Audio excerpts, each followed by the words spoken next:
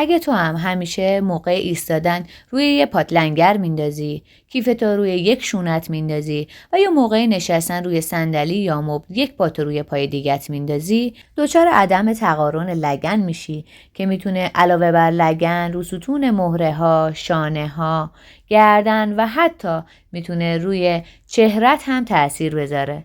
پس با من این چند تا حرکت رو انجام بده و تقارن لگنت رو همراه داشته باش.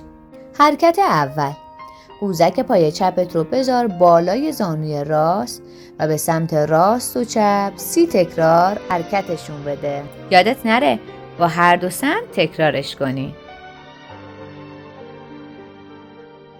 حرکت دوم، مجدد قوزک پای چپ بالای زانوی راست و دست رو زیر ران راست قلاب میکنیم و به سمت شکممون میکشیم. 45 ثانیه توی این حرکت مکس میکنیم.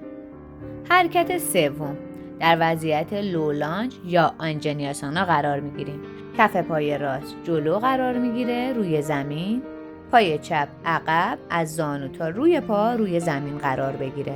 دست چپ کنار گوش میکشیم، 15 ثانیه میمونیم.